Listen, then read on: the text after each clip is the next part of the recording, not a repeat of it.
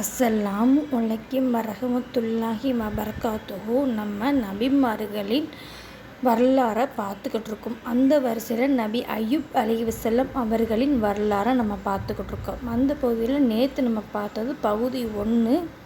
நபி அய்யூப் அலைஹிஸ்ஸலாம் அவர்களை சைத்தான் எல்லா வழிகளையும் கெடுத்து விட்டான். சொத்துக்களை இழக்க வைத்து விட்டான், நிலங்களை அழித்து விட்டான், தன்னுடைய வீட்டை அழித்து விட்டான். அவரது நபி அய்யூப் அலைஹிஸ்ஸலாம் அவர்களின் பிள்ளைகளையும் அழித்து விட்டான். எல்லா வழிகளிலும் சைத்தான் அல்லாஹ்விடம் கோரிக்கை வைத்துவிட்டு அவர் நபி அய்யூப் அலைஹிஸ்ஸலாம் அவர்களின் சொத்துக்கள், நிலங்கள், குழந்தைகள், வீடு எல்லாவற்றையும் அழித்து விட்டான். முன்பை போலவே அய்யூப் அலைஹிஸ்ஸலாம் அவர்களிடம் ஒரு முதியவர் போல வேடமிட்டு சைத்தான் முதியவர் போல வேடமிட்டு பேசுகிறான். ரொம்ப இரக்கம் காட்டுவது போல பேசுகிறான். உங்களது பிள்ளைகள் இறந்தது எனக்கு வருத்தமாக இருக்குது அப்படின்னு சைத்தான் கூறுகிறான். நிச்சயமாக உங்களோட பிரார்த்தனைகள் எல்லாத்துக்கும் இறைவன் சரியான கூலி வழங்குவது கிடையாது அப்படின்னு சைத்தான் கூறுகிறான். இதுக்கப்புறம் கூறிவிட்டு அய்யூப் நபி அவர்கள் இறைவனை நிராகரிப்பாங்க அப்படின்னு எண்ணி அவங்களோட பதிலை எதிர்பார்க்குறான். அதற்கு அய்யூப் அலைஹிஸ்ஸலாம் அவர்கள் என்ன பதில் அளித்தார்கள் தெரியுமா? அல்லாஹ் சில சமயங்களில் கொடுப்பான், சில சமயங்களில் எடுத்துக்கொள்வான். சில விஷயம் நன்மையை கொடுக்கும், சில விஷயம் அது தீன்மையை விளைவிக்கிறதாவா இருக்கும் அப்படின்னு சொல்கிறாங்க நபி அய்யூப் அலைஹிஸ்ஸலாம் அவர்கள். என் பிள்ளைகள் இறந்தது ஒரு சோதனை தான். நான் எப்படி இருந்தாலும் என் இறைவனை நான் இறையச்சம் செய்வதில் கைவிட மாட்டேன் என்று நபி அய்யூப் அலைஹிஸ்ஸலாம் அவர்கள் கூறுகிறார்கள். கூறிவிட்டு அல்லாஹ்வை புகழ்ந்தார்கள். இதை கேட்டு சைத்தான் அவர்கள் கோபம் அடைந்தார்கள். சைத்தான் அல்லாஹ்விடம் அவனுடைய செல்வமும் போய்விட்டது, அவனுடைய குழந்தைகள் அழிந்து விட்டன,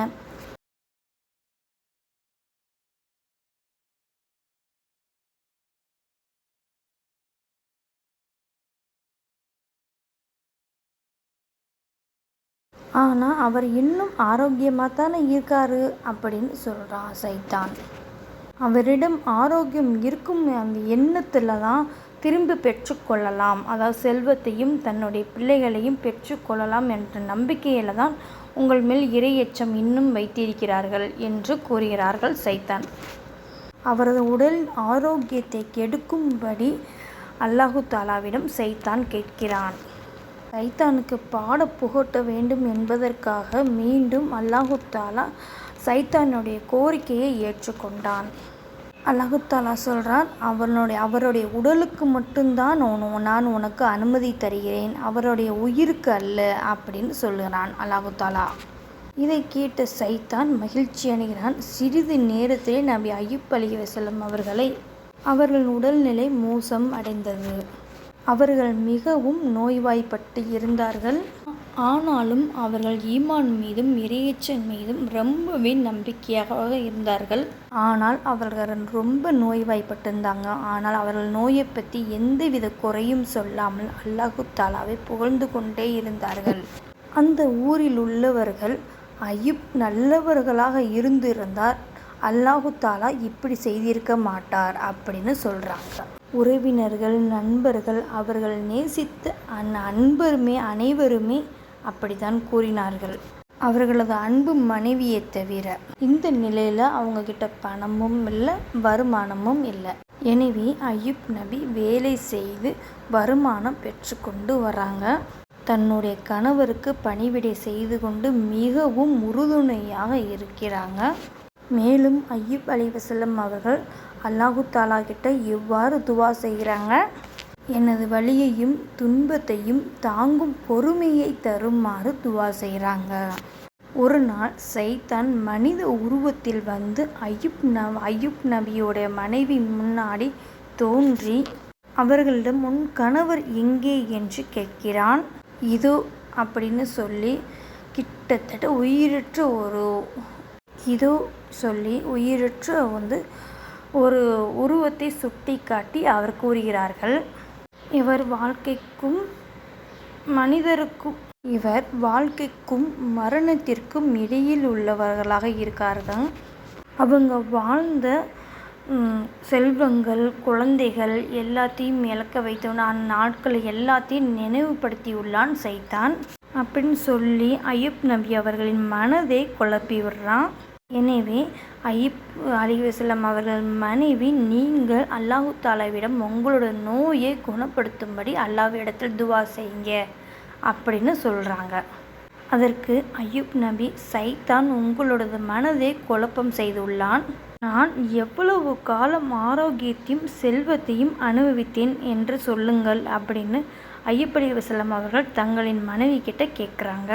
அதற்கு அவங்க மனைவி 70 ஆண்டுகள் அப்படின்னு பதிலளிக்கிறாங்க. மேலும் நான் எவ்வளவு காலம் இந்த கஷ்டத்தை அனுபவிக்கிறேன் அப்படின்னு மனைவி கிட்ட கேட்குறாங்க. அதற்கு அவங்க மனைவி சொல்கிறாங்க 7 வருடங்கள் அப்படின்னு சொல்கிறாங்க.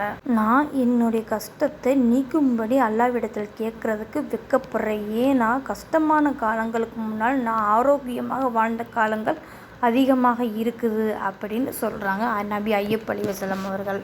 எனவே உங்களுக்கு இறைவன் மீது வலு இழந்து விட்டது அப்படின்னு சொல்கிறாங்க.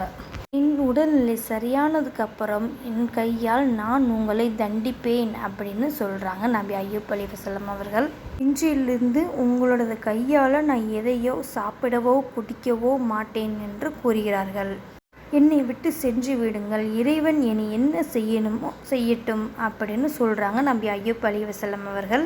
எனவே அவங்களோட மனைவி கனத்த இதயத்தோடும் வருத்தத்தோடும் கவலையோடும் வீட்டை விட்டு செல்கிறாங்க.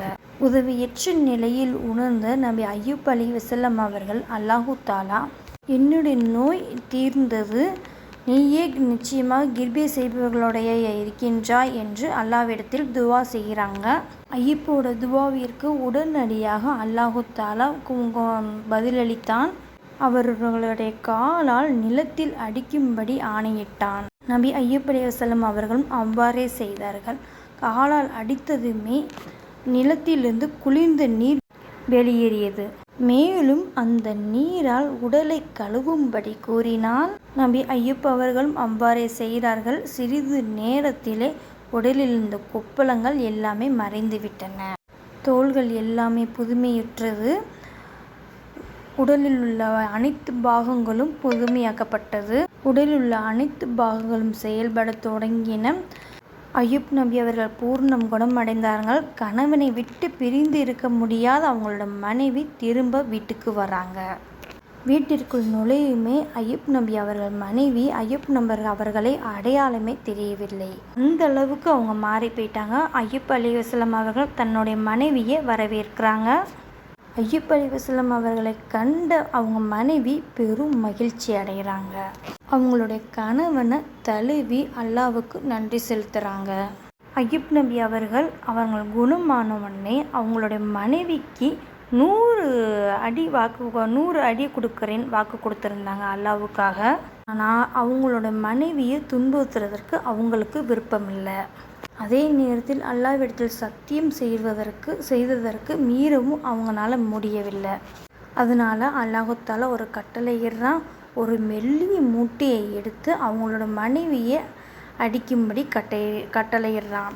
மேலும் அய்யூப் அலைஹிஸ்ஸலாம் அவர்களின் செல்வங்களை திருப்ப கொடுத்தான்.